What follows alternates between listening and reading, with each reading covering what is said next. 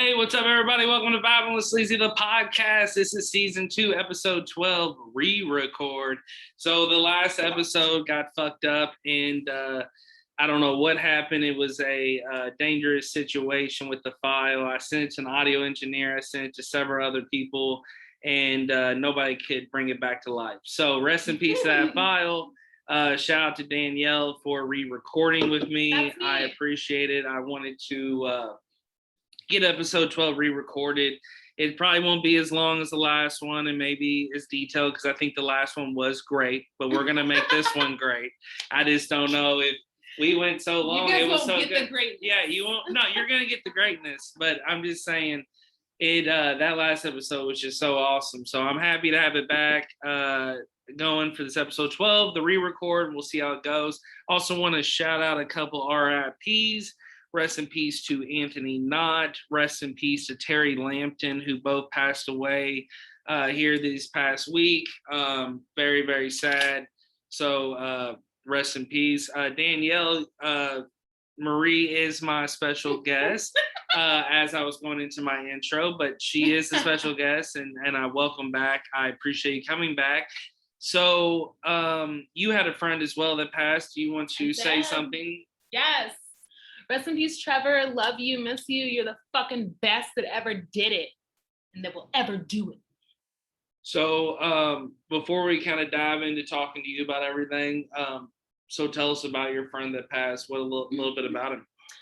So Trevor, I met Trevor when I was at WKU. Shout out to the Hilltoppers. Yes. Big Red. And Trevor's one of those people who it's like, you don't ever meet another person like him. He's louder than life. He's larger than life. It's just so fucking cool and funny. Says off the wall things, but he's just always been amazing. So yeah, mental health, dude. Fucking check on your people. Check on your people and like, please stay with us. There are resources. Like, we're here. I'm here. I don't even fucking know you. Come talk to me, and I love you, and I want the best for you. Okay. I like that. I like that message. That's positivity, and that's what this podcast is all about. Been booking here this past week, trying to get season 2 wrapped up. Got some great guests coming up as well here in the future episodes. So I'm really excited about season 2. Also excited about season 3. Pretty shocked by a few people that have reached out here recently, which show nothing but love. I appreciate you, but shocked that they're listening to the show. A few people that I couldn't picture they were listening, but they said they listened to all the episodes. I thought it was pretty awesome. I also want to shout out to Dino Rotondo, who is going to start making my podcast into little video reels. He's going to do it for free, kind of to build experience with his company. And he said he's working on one right now with my former episode with the professional surfer. So stay tuned for that. I also sent a message to my boy John in Alabama, and I put a little pressure on him. He ain't responded yet, but he texted me the other day talking about it. Yeah, hit me up, John. I need to get these t-shirt designs going. So I want to start rocking those and get those going. So there's definitely some ideas in the works. I'm always brainstorming, but at the end of the day, 1 year anniversary of the show was 2 days ago. Can't believe it. Thought this shit would be a failure. Had no confidence, but finally gave in, bought the equipment, worked out well. Been thankful for all the guests, the listeners, the downloads, all the people. Every time I go out to, Kroger, the TMZ paparazzi, the bra and panties being thrown at me, I just got to calm down, everybody. But but seriously, it's been dope because I went to a flea market here recently, Florida Flea downtown, and somebody did bring up the podcast. Thought that was dope. And shout out to Florida Flea, pretty cool place. I bought a license plate from Hawaii there. Ooh. And it was you can't actually drive in Hawaii, but it was a cool LP. I don't even know if that's factual. No, it's not. That's not, because you can drive. They told me that Erica's personally not. Excuse me, you can drive in Hawaii, because I was like, that's not factual at all. I'm like, she's spreading nonsense. We got a miniature Joe Rogan over here. So, but anyway, so I was very thrown off by that topic there. I was like completely lost my mindset. Did you know? I was like, is this true? Yeah. But yes, so Danielle is our special guest. Danielle and I, the first thing we'll dive into, we work together in a storage facility, and we're diving. and I'll say this: we've had some crazy shenanigans, and like I said, we've said a lot of this shit on the episode 1, but you never got to hear it. You never heard it, and it was so good. So we're gonna try to bring it back, remember what, and get it flowing. But with the storage facility, I've seen it all, and I think me and Danielle make it a little bit more fun. We're gonna do a little bit of a word game. So I'm gonna say something fucked up / crazy that I've seen working at Greenwood, and I want you to say one, and we're gonna go back and forth. So the first thing I'll say is a woman living in 2 units, pissing and shitting in a bucket. Oh wait, hold on, you stole mine. So go ahead. First of all, he stole mine. I will say old white men that love black pussy. That's very factual. These white men come in there thirsting for Danielle's pussy. So yes, it is very factual. Give me your money, bitch. Seeing a old woman being thrown out by her daughter on a main road. Eric's taking all the ones that we had together. What the fuck? I got more. So I might have to monopolize and overtake this game, but keep going. Oh no. Okay. I'm going to throw one out that I haven't actually seen, but I heard, because I literally just heard this from you yesterday. A woman asleep in her car, feet up, on the fucking property, just chilling. Behind the gates. She's just chilling. Insane. I will also say this. I have seen a man cut the fence, run to a unit, try to cut it, steal one bag of tools, just some hammers, and then can't lift it enough to get it over the fence and get arrested by police. That is just one instance. That is a heavy hammer, like for sure. Sorry if that's trademark. No, that's the dude, the heavy hitter. The heavy hitter, by the way, I'm glad you brought that up. He has a TikTok and it is super cringe. Oh, he's dancing and he's like, who's got 20,000 billboards around the city? It's like, heavy hitter. You fucking cuck. One time I saw him at Drake's, and he was with a bunch of women, but he was shorter than all of them, and he was just vibing and dancing, and he was by the table next to us, and I turned around, and I was drunk as fuck, and I looked at him, and I said, "Is that the hitter?" And I did the HITTA. I put a little. It's a difference. I said, sure. "Is that the hitter?" Yeah. And he said, "Cheers, brother," and he gave me a hug. He said, "Cheers, my nigga." No, he did not say that. He did not say that, heavy hitter. And at the end of the day, yeah, that was not. Please don't sue us for slander. That was Danielle making a joke. But anyways, so next thing you know, with the heavy hitter, he looks at me and he's like, gives me this like kind of reach around, one of those one arm shoulder hug neck kind of holds, but then kind of slaps me with a little bit of a noogie. And I did not like that. And I said, "Hey man, get off me." He said, "I'm sorry, I'm having a good time." And I was like, "Fuck off, man." And so the next thing you know, I'll be honest, I understand now why a lot of radio hosts don't like the hitter. He's I think he's full of shit. But here's the deal. Vibing with Sleazy is not affiliated with any other lawyer or group. So this is just some random talk, but basically, we know better local lawyers if we need one. Jesus Christ! Oh my God, this is bad. I have no beef with the heavy hitter. I just did not like him that night at Drake. So shout out to heavy hitter. If you need a lawyer, reach out to him. He will make it work. I don't even know why this went in this direction, but we don't even know this man that well. I just knew him from one night.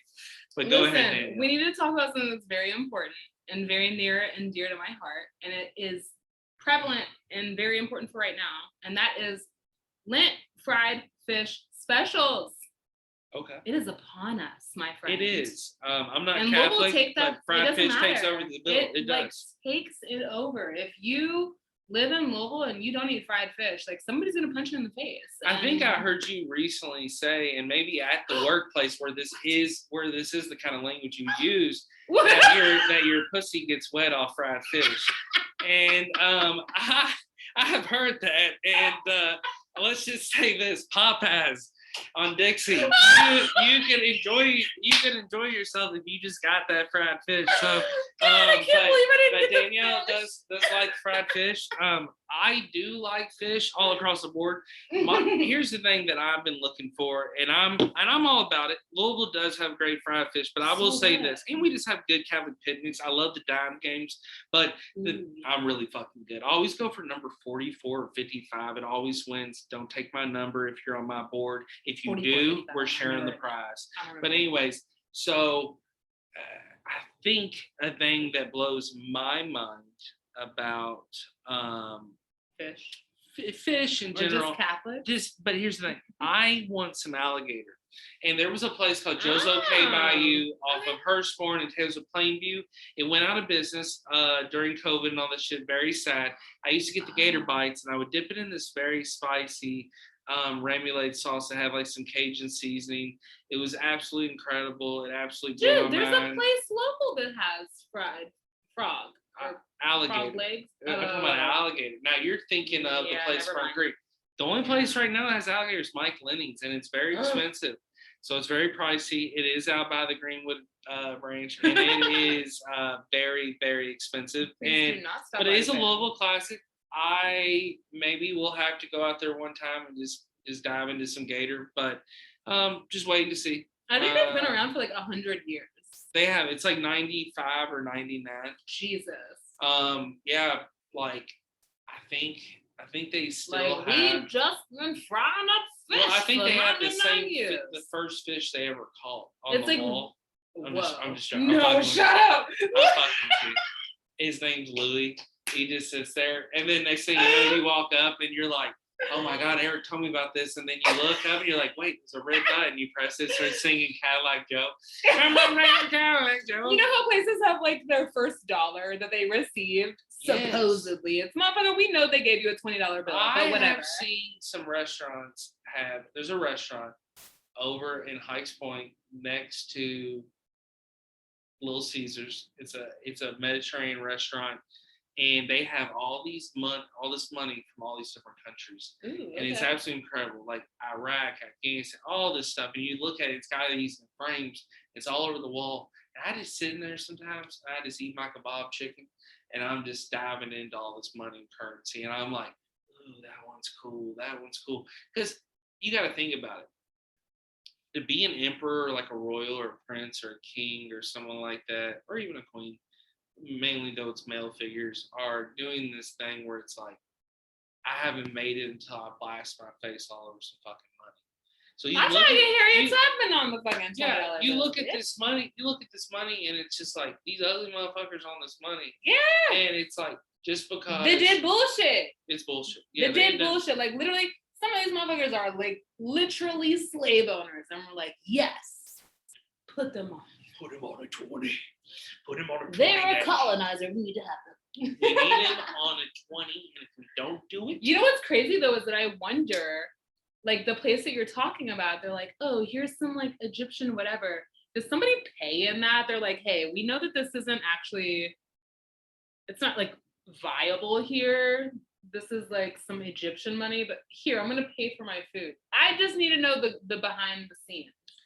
Do they offer US dollars in exchange? I think so. I've been to countries where I had American money and I'm trying to pay, and there was like a different rate and stuff like that. But also, I fucked up. I thought the way to go was have traveler's checks one time when I went to Europe.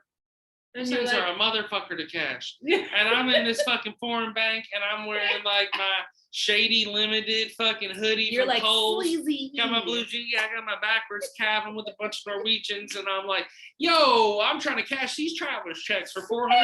And they're like, sir, we don't know what these are. And then I'm like, process these motherfuckers. And they're calling the intel and security. I'm getting fucking tased. You're like, can you call this third bitch? Yeah. But I got the money. Shout out to American Express, but it was a nightmare. They also don't ever take an American Express prepaid gift card to Europe. It won't work. But I learned a lot of things. I was young. Yeah, it just certain countries work with certain cards. Look at you, Mr. Traveler. I try to be travel. I try to see some things. I'll be watching Netflix. I have really tried to like live life to the fullest. That's my aspect in life, and I've been very positive lately, trying to, and like I'm now clearing my head and like trying to eliminate all mental bullshit. And I just feel good and I'm having fun. Good for you. And I want to keep traveling. I just went to Detroit. Shout out to the D. The 313. Went to the Pistons game. That was a blast. Went to Belle Isle. I went to the bank today, and this chick at the bank, it just randomly gets brought up. She's like, Mr. Clark. Says it like that, like in a very dry. Ooh, I was like, this sounds kind of sexual. I can make it sexual. Let me make it sexual. Here we go. So, because I'm pretty baked and a little lit. So here we go. This is how he heard it at the bank today. So this is how like sexual and crisp it was. So she said, "Hey, Mr. Clark. Oh, thank you for making the deposit today. I just wanted to say, how was that weekend?" I said, be better with you, boo. No. I said I went to the Detroit metro area. Oh, saw revolving sushi. Oh, and then next thing you know, she's like, "You went to Detroit?" And I was like, "Yeah, I went to Detroit." I said, "My girlfriend's brother lives there." And, she's like, "We're gonna have to pay." And she's like, extra. She's like, "What do you mean that your girlfriend's brother?" She's like, "Wait, are you ever gonna move to Detroit?" I said, "I don't know." She's like, "I love Detroit because I'm from there." Gets all excited. And then just starts grabbing her chest almost like she's having a mild heart attack. So I'm at first. Did you go into the bank? Oh yeah, this is my first. Yeah. And at first Who goes into the bank? I had to first. I just wanted to, and that's regardless. I didn't have any slips. So next thing you know, I hate being the guy at the machine that's like, "Can you send some slips over, bitch?" And then next thing you know, it's like, "Yes, sir." And then they're in the bank. They're all looking at each other. This motherfucker. And then they send it up, and it's like, it's like.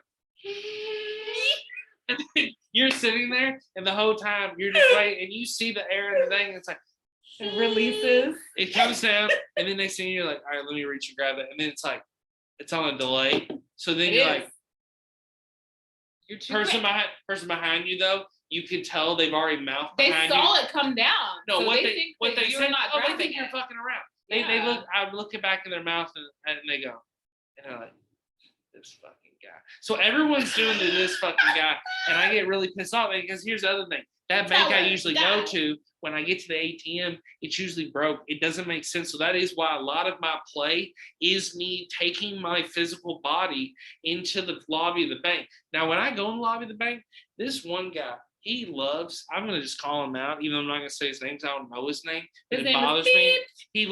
I've never worn anything hockey. Like, I love hockey. Shout out to hockey. I grew up liking hockey, but I've never walked in with just hockey attire on to the bank. And he always is just like, no. So I just look over at him and he's like, "Hey, I just played a great game of hockey."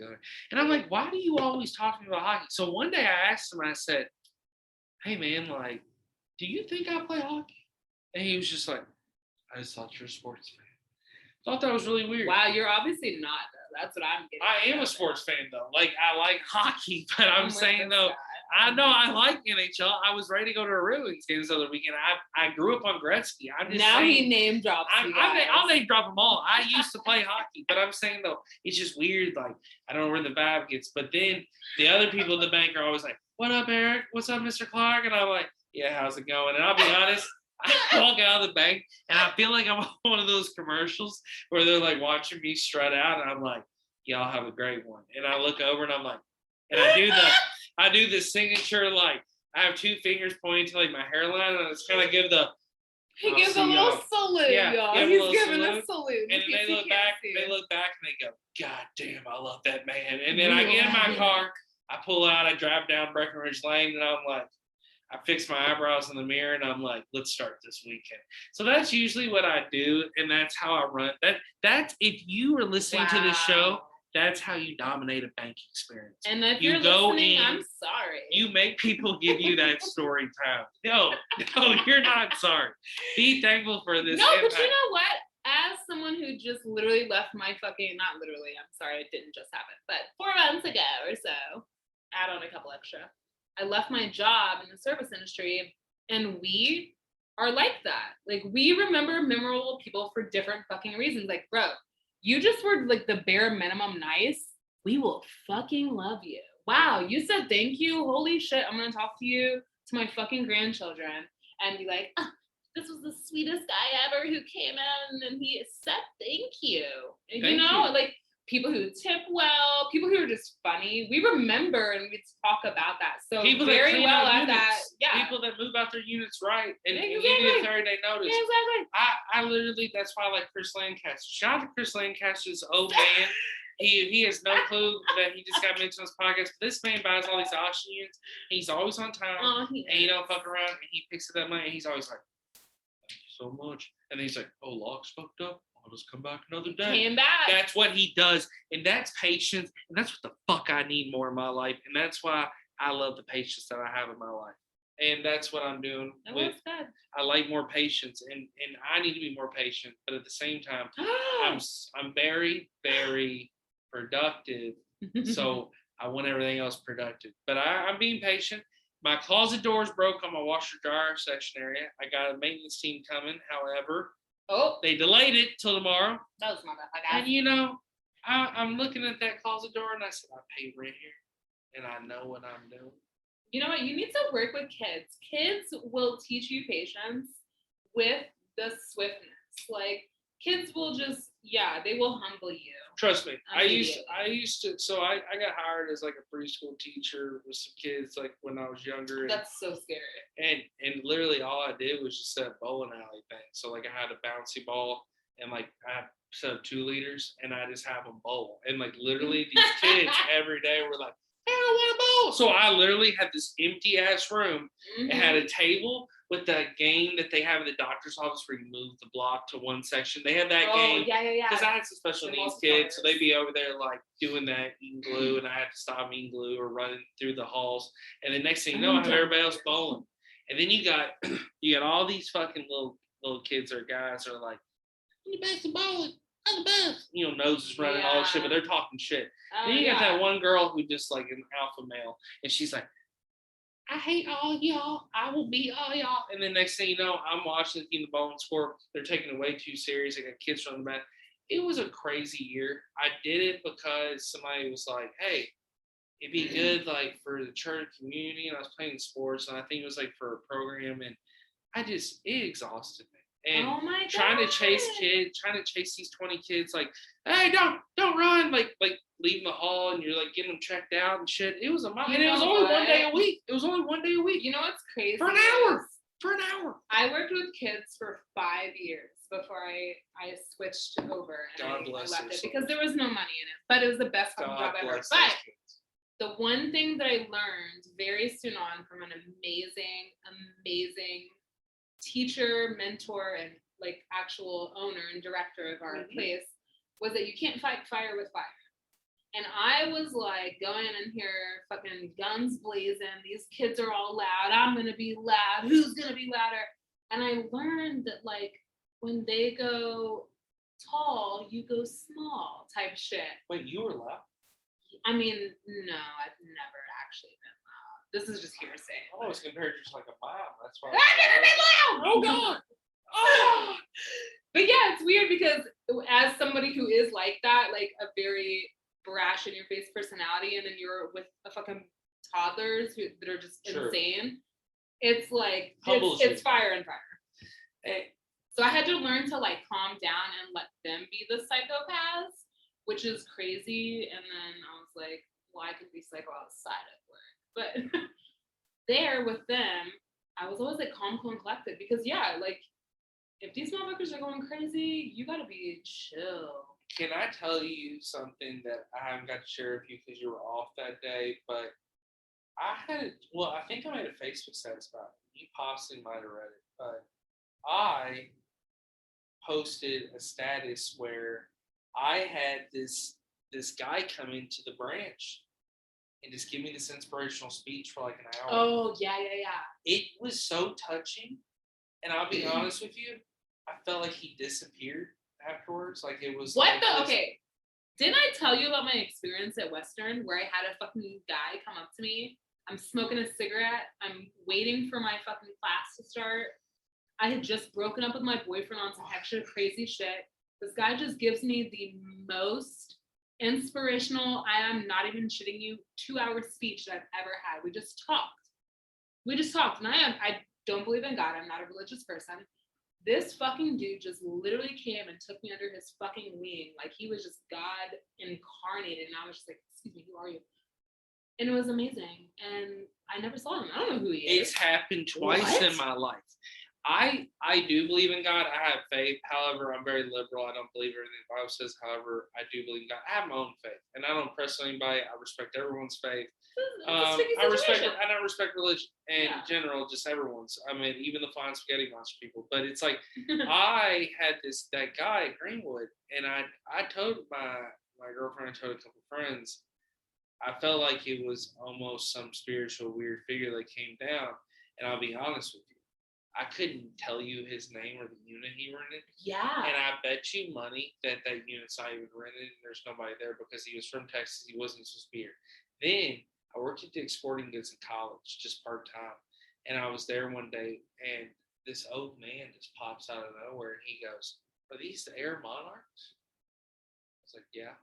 The cheap old white man shoe, like the $29.95s, the white with the navy blue trim. And I was like, "Yeah. Get your size. They're all here." So I was like, start walking away. He goes, "Can I talk to you?" Then he just gets deep. And then out of nowhere, I felt very touched and I felt like I couldn't say anything. And then as I like turned and walked the other way, like I thanked him, I turned back, he's gone. And it was real weird. Dude, now, I cried with my dude. Like the person that I talked to. Where'd he go after you were done? I have no fucking idea. The craziest thing about it, and like now granted, I was at Western at the time. So this has now been like a decade that it's happened. So my memory's not the greatest, but he definitely didn't go there. I remember that we established that he wasn't an actual student there. He fucking was just now Western's a weird type of thing because it's almost like it's a university in this weird little college town. So you just have like people who are on campus. Stories about people are on campus all the time that don't necessarily go to fucking WK. Oh no, parties, but also there's a lot of ghost stuff and haunted stuff. Oh yeah, it's definitely got its own history. This guy he was a. What about the guy that did the shrooms and went to the top floor? And supposedly, yeah. And he's like guts were everywhere. Like it was horrible. It was like the most tragic thing and. It was like the next day they're just like power washing that area. Well, you know what's crazy is we, not to make it like an LOL situation, but kind of LOL, is that I remember when I was doing my master plan week at WKU, which is when the freshmen go there, nobody else is on campus. You literally just fucking party and rage for a week by yourselves. This is like the first week that most of us have been out on our own. Yeah. So it's pure madness. But they do these fucking things and it's like, they have all these superstitions. So they tell you these things. And one of the things that we talk about, and everybody had their own little chatter about, was that if your roommate died, you got an automatic A. And it was because of that thing, where somebody took too many shrooms and jumped out the fucking window and da-da-da. It was a whole thing. I don't know if this is true now. It gives me chills, though. Like, I don't know. And looking back, I don't know whether or not this is even true. Western's probably like, yeah, we're not giving anybody A's, but you hear this stuff as you're a freshman coming in and you're like, oh my God, somebody took a lot of shrooms. Oh my God, you can also get an A though if your roommate dies. And so you kind of have these weird, like, I guess, ideas of what's going to happen. And I was like, whoa, college is crazy. And going to Western is wild and crazy. It was some crazy parties. Like, oh, it's nonstop. I always had fun. Like, I lived in Nashville and went to college. So I'd come up and visit and, like, had a bunch of friends. And it was just always a good time.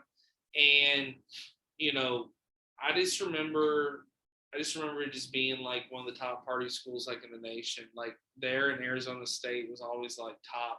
And I bring people up from Nashville and they'd be like, this is so fucking cool. And then, no, yeah, for real. And you know what's crazy is during master plan week, so they would have, during the daytime, you're supposed to go to like fucking seminars. Now, mind you, they're not required because it's a college and you're an adult at this point.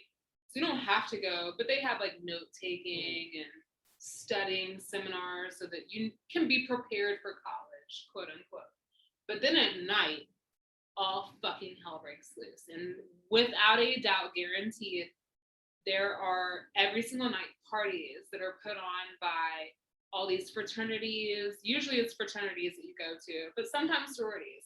But the craziest part about it is that these fraternities make their pledges and other fucking, I guess, like peon type people be like taxi drivers. So we would straight up go outside. Like we hear about, okay, here's like a Sigma Chi party happening tonight. You know, if you go down by wherever, they're picking you up. These motherfuckers would, like clockwork, like a taxi, show up, these pledges, and a fucking Toyota, whatever, and a Ford Taurus, and they're like, hey, are you wanting to go to the whatever party?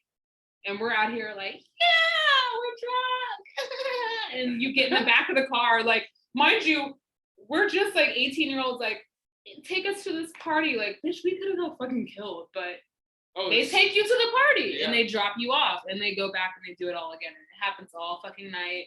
And these dudes fucking, I had never ever witnessed anything like that. An off-campus party at Western was crazy too. Like the streets that were like close by. Yeah. It was so wild. There was like this one apartment building that like close enough to walk. Yeah, there'd be different parties on different floors. Mm-hmm. And you show up and people be like, I just remember I would have like Nashville friends be like, oh, there's a Nashville crew. But we just go up there to have a good time because it was like we were having so much fun in Nashville, but it was just Western was always a break. It was always somewhere like fun. Yeah, it's not too bad. It's like an hour away. Mm-hmm. It's an hour away. And that's the same thing with Western people that we were all like, oh, I remember going to play and fucking making out with some bitch that was down there. And I was like, it's the first time I made out with a girl. And we're like, wow, this is a little road trip. It's like an hour outside of Bowling Green. You're like, you're perspiring in the car. You're like, oh my God, this journey. It was so much. Of course, the first time we went, like, we get fucking kicked out because we're dumb bitches and we're 19 and already drunk and trying to get people to buy us alcohol and being caught. Yeah. And they're like, yeah, you need to fucking go. Nashville was always fun. I lived there for 4 years. I had a great time. I always get to like go back. It's definitely changed. It's not the same place anymore. It's so expensive. It's just changed. It's not the same. How do you even? And I got kind of offended. Like one of these workers that came up to our branch, the Greenwood branch, literally made a comment saying that he was talking about like I was telling him where I used to live because he lived in Nashville. He's like, oh, that sounds ghetto or that's ghetto or something. I was like, at the time it was dope. And I loved it down there because there was just tons of good memories, tons of good time. Like it's the best city to have a college. And when I went, it was the best time to go. Like to say I lived in Nashville, everything I got to do, and the people I got to meet and experience was incredible. I don't think I would have had that big of experience because it wasn't developed at that time. Like Nashville was still very far back. So like where I had my 21st on Broadway, it ain't the same fucking Broadway at all. Like where I was on Broadway, I was having a great time. Like it is the whole thing now. There was a show called Nashville. They got songs now, all this stuff, and it's like I did my song, shout out Getting Shitty. It is on YouTube, over 5,000 views. Been seeing every content. It's also on every streaming platform. Download it, buy it, stream it. Getting Shitty, Sleezy, SLEZY, space E. I'm a very creative person. That's something I love to do. Also was in the Nashville Contributor. So shout out to the Contributor down in Nashville. I write my poetry in that paper. So shout out to that. They help the homeless. The homeless is really bad in Nashville. So shout out and help those people out. But Nashville's definitely booming. They're doing big things. Haven't been in a while. I usually go to Hendersonville to stay now and visit friends. And so that's usually a good time and that's fun. I definitely want to go down and check out a few newer things they've done. When they had that bomb and then they had the storm, that all was like back-to-back shit. And that bomb dude lived fucking 3 minutes from where I used to live. So that's crazy. It's weird. And I was like, this is some crazy shit. But I got, I could tell you like some wild fucking stories about Nashville. Like it's insane. Like, just so many crazy things. I remember one time I was DJing. And I guess it was a school function, but it was like an event venue. They got shut down by a nun because I played the song with like an explicit word. She went crazy. It was like, God damn, and she was like, no, fuck, you're not. Yeah, like I had not like, on my watch. I had like calls and apologize. It was crazy. I like DJ'd downtown a lot, and like people would fall into my lights. Eric, and, I feel like the better question is, what job have you not had? And that's not even like a dig. Like this man, I don't think that people understand like that you have your hand in everything for real. Like I think like maybe they hear you talk about it, but you guys don't really understand that as like a Louisville native, like this motherfucker knows everybody. He is in everything. Like Louisville is very incestual. So everybody knows everybody, knows everybody. It's true. Very true. Louisville's a very small. And you're in everything. You're in everything. I appreciate that. Thank you. That flatters me. No, it really does. That flatters me. Makes me feel good. I do feel like I try to be productive, be outgoing. I want to make a legacy, make my impact. It's very important to me.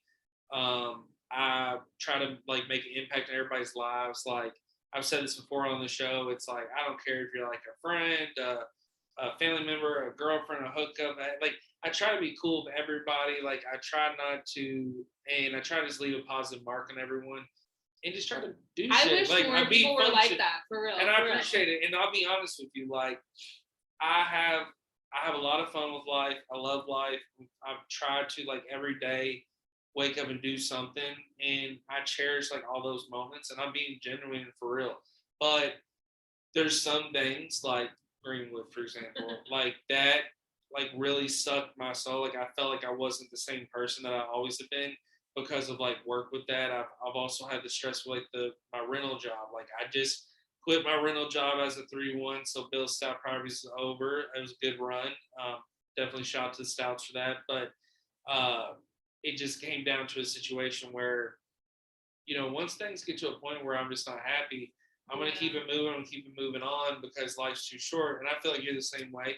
And I'm just, I don't know. I try to get my hands on the cookie jar. I try to look at different cultures. I'm open-minded about things, and I want to experience things and try things. And so even if I know, like, hey, I maybe not see this person for so long, I still want to stay that connection, or I still want to. That's good. Stay cool, and I think that's important. A lot of people burn bridges quickly. And a lot of people, and I mean, I say a lot of people, and I'm including myself in this, but I think that it does say a lot about like a person, and it's not even necessarily, I think that that's kind of more like a unique thing for people our age and younger, that like we aren't willing to settle. Mm-hmm. You know what I'm saying? Like we want to fucking explore. Like why should we have to stay in whatever it is that we're in?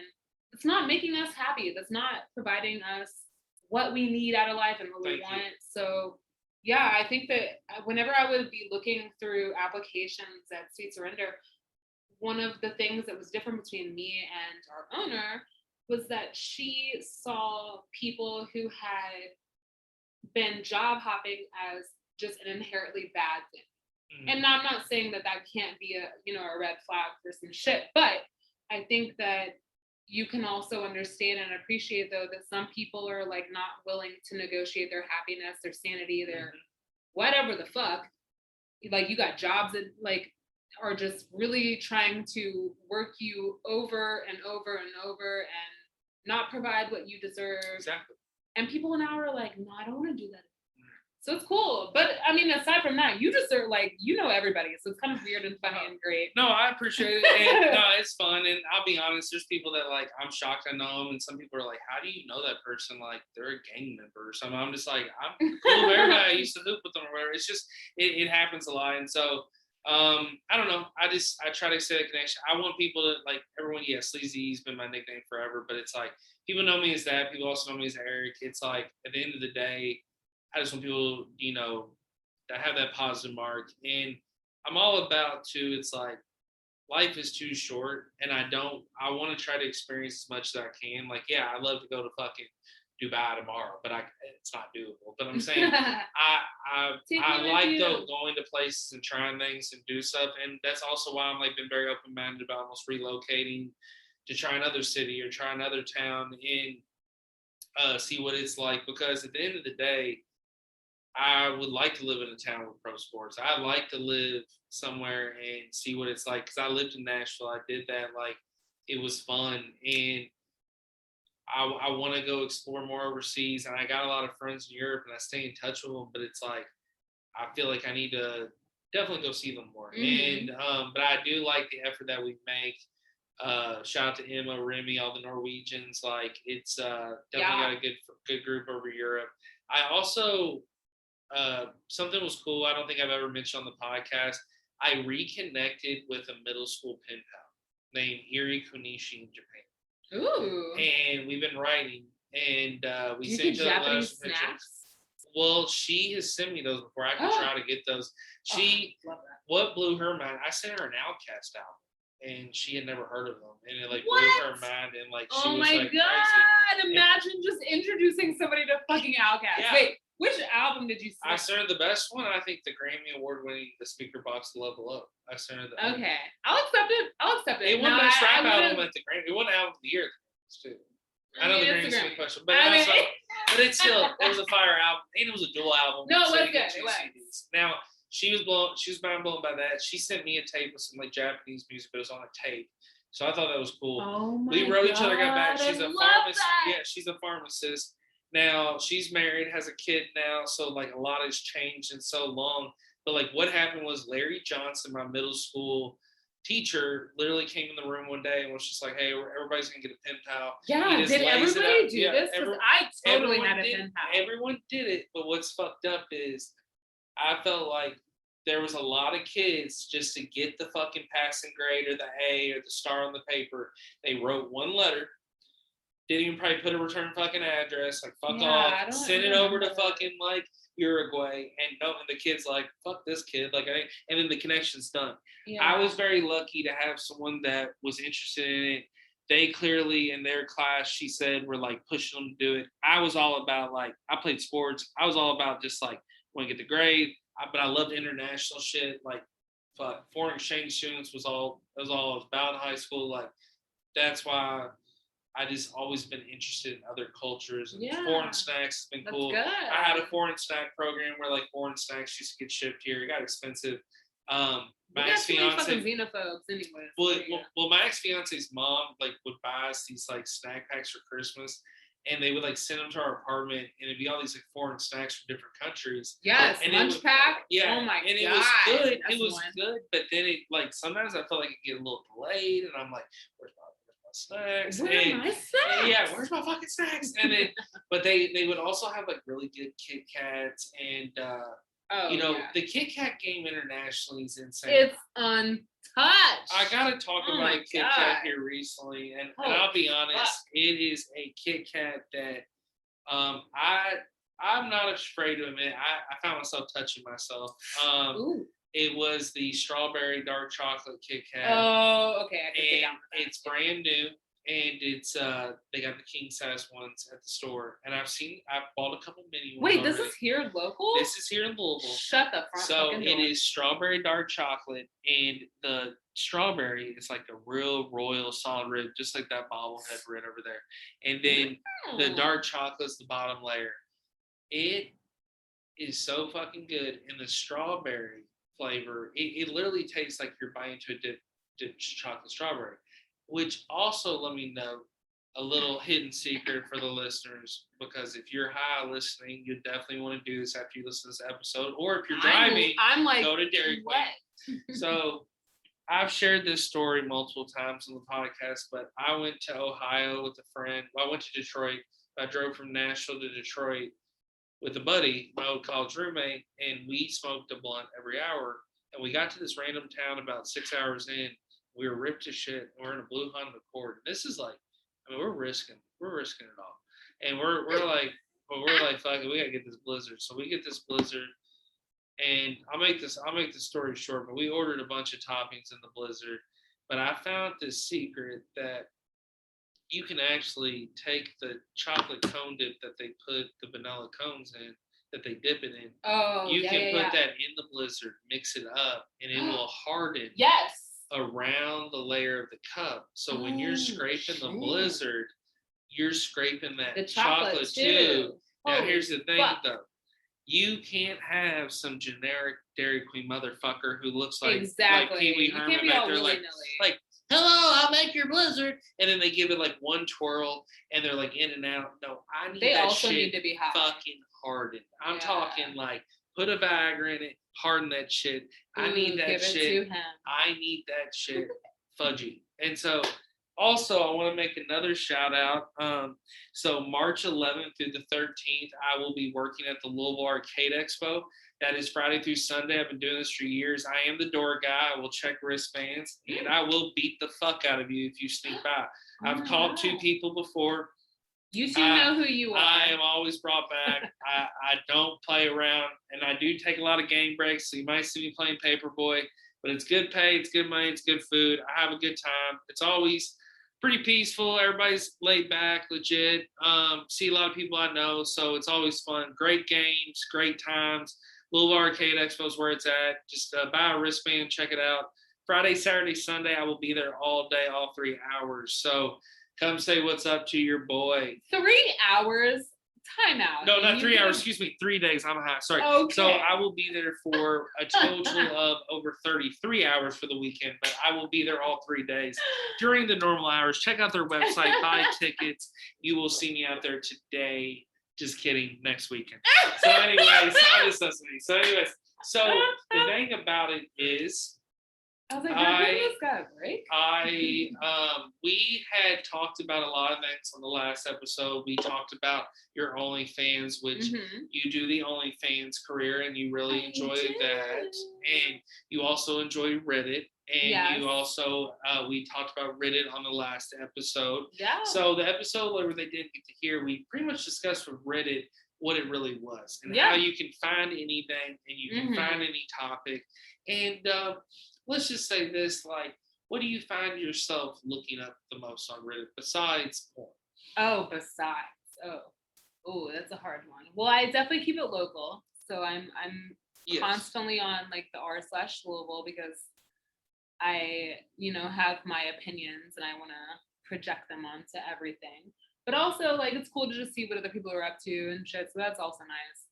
But outside of that, food. Definitely food and being high ideas, stoner food.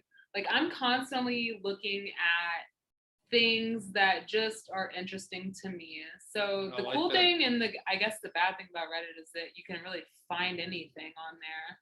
I agree. You really can find anything. And I found a lot of stuff about local stuff pretty wild. Like I learned some stuff, and there's a lot of things like for the listeners that are local listening. Do people really realize that we have a Triceratops in the West End? I didn't even realize it. It is in the back of an old abandoned warehouse. Supposedly some of the warehouse is used, but I drove through the West End and I found it. And you can see it now. It's all chained up, the fence around it, but it's a Triceratops, and it's from the World Fair. And we had it down waterfront and in the Science Center for a time being, and now it's just being unused. We also have an airplane above Headliners that is hanging from the woods. There's an airplane that is hanging.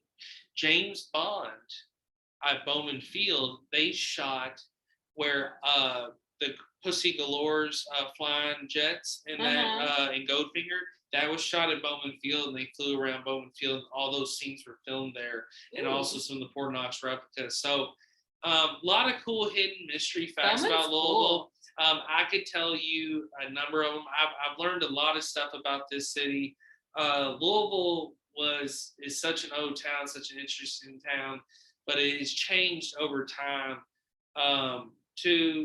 It still has some fucked up stuff, it still has some good stuff, but at the end of the day, it is home, and I like learning the history, and I just can't believe how much, I just can't believe how much, like, did change over time. Like, there was, like, a little island between the Ohio River. There was, like, Portland had a settlement. Like, there was all these different settlements, and then you think about them rolling barrels down waterfront to the boats and just so much shit. And it's just, Louisville has a lot of history. Now, old Louisville, which people don't realize either, it's America's oldest neighborhood. And that in itself is wild. And like Central Park, there's so many ghosts in Central Park, it's insane. Like, there's literally, they said there's like an old man with a top hat that just walks around and like, he just vanishes. And I want a ghost to come and like. I've had ghost experiences. I know you have. Seriously. I want one because I haven't, and I don't believe. And that's not to say that I don't believe that other people have had them. Why don't we make a pact now? let's make a pact now while we're recording. I will look into something here locally where we can either explore an old abandoned home or do a ghost hunt or something. I'll get EVP recorders. We'll check it out. I have a fanny pack that I want to put to fucking use. Well, there's also like Newport, right across from Cincinnati. It's a very haunted town, big mafia town. They got a lot of spooky places, but the thing that's really spooky is just when you got those EVP readers, you can pick up frequency and noises that you've never heard before, and you lay it down and you like go somewhere and check it out. But there's so much technology nowadays, like you can do laser pointers and all kind of crazy shit. And I am very science-driven, skeptical, so I will definitely be the annoying bitch who's like, I don't believe this. So let's do it. I'm telling you, let's do it. Because it'd be fun to do with a skeptic. I always have talked about like on social media trying. But I'm open. I'm an open skeptic. There's different. No, you're a very open-minded person in general. So I totally could see you being open-minded. Now, however, if shit doesn't happen, I get that as well.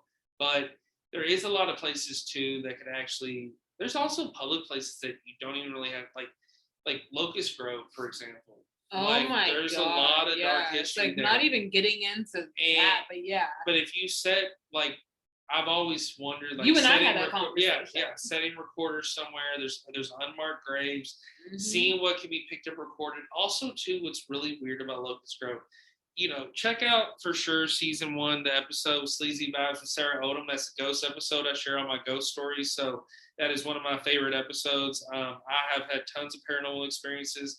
But something talking about Locust Grove, I've always wanted to explore ghost hunting wise because one time I was there and it was really weird. I was there with a girl and it's the middle of like just a Saturday in the afternoon and I'm walking through this field and I look up and there's like literally a huge bundle of sticks. And after I looked it up, it was like a witch, like a witch sacrifice thing or something like. Something that I was saying, and it had all these like names, and it had like things tied to it, it was crazy. And I was just like, "This is wild." But there was like no one around, and it was kind of close to the cemetery part. I also like, I got on this like weird thing, like when I was like after my last relationship, like staying single for 4 years, like there's a lot of stuff. Like I told you, I'm really big on like accomplishing shit, like. I'll set my mind to something, I'll knock it out. Louisville has all those markers. Yeah. Historic markers. Yeah. I've seen every single one. I printed a list and I decided offline I was going to hit every single one. So, like, for example, the Happy Birthday to you. That song was invented in Louisville. And it's over by Dawes High School. You can still see the house. It has a marker where the song was created and sang. But the thing that's wild with those markers was like there was a few of them that were kind of spooky, and I like got to like these burial marks and like there was like Lincoln's grandpa and like these other things I found like way out in this like country area that was like on the outskirts of Jefferson County line. Jefferson County is so fucking big if you really think about it. It's crazy how big Jefferson County is. But I'm like checking this out, and it was wild. Like these graves and like from the 1800s and. Me and you got to talking about this, which was something we dove into. How many places are now built on unmarked graves, on dead bodies, on haunted places? Like this fucking apartment right now is probably just on some bodies. Well, the one in St. Matthews, all the St. Matthews ones over there, that square at Brown Park and all that, that's all buried on haunted land. And I believe it. I've had ghost experience over there, cowboys, wild stuff. So it's definitely something that is. It's something crazy to think about. And like we talked about how like in Chablis there was places where they wouldn't even build house lots for what was going on. So but you can definitely read about a lot of this stuff on Reddit. So it was cool to check out Reddit. Shout out to Danielle for teaching me about it. It's really it is a fun experience. Definitely makes the day go by no matter what you're doing. You can find anything. Yeah, you really can. And but no, I will say this. Danielle has been, she hustles and grinds with her career stuff. She also does OnlyFans. She enjoys that. She makes money off of that and has built her own fan base, has her own following people. And she's told some wild stories. Like she was telling us about, I guess the recap from the last episode, you're telling us about some of the fetishes people have and what some of the crazy requests, like someone wanted you to fart, just spread your butthole and fart. I thought that one was very interesting. That's a wild request, but people are into things, so I'm not gonna. You like what you like. You like what you like, and if that gets you off, that dude really, he was really. That's all that matters at the end of the day. If it gets you off, it gets you off, and unless it like hurts somebody, then you're a fucking asshole. Yeah, for sure. But if someone wants to help, they want to help. So Danielle, if you want to shout out your OnlyFans where they can find you, definitely. She will give you some good content. Yeah, you can find me at onlyfans.com/D, the letter _ baby, BABIEE. And come find me. Yeah, come find her. I will post her picture, of course, on the social media. It already has been posted. This episode has been floating, but it has completely been empty, blank. So I have told all the fans and listeners what's going on. So I was glad we get to re-record this. Got about, I think, between 6 or 8 episodes left, and then taking a break till the summer. Gonna kind of clear my mind and just do me and have fun. So ready to wrap up season 2, but I'm still enjoying it, having fun. And I want to thank everybody for listening. Thank everybody for following. Definitely with the year anniversary, a lot of listeners, a lot of followers. So it definitely, I can't thank you all enough. VibingWithSleazy@gmail.com. Vibing with Sleazy, the podcast on Instagram and Facebook. Reach out, shout out, send love, recommend any guests. I will be definitely booking for season 3, and I will definitely have people coming back. But thank you, Danielle, for being my guest. I had a lot of fun. I hate that our first episode was gone, so it's kind of hard sometimes recapping what we already had done. But I thought we had fun. We delivered a lot of facts, wild, funny stories. I'm glad that I broke it. At first I was sad, but now I realize it's because it was such an amazing episode that it broke it. It was, yeah. It just cleared out. So, but all right. Well, I love y'all. Peace. Bye.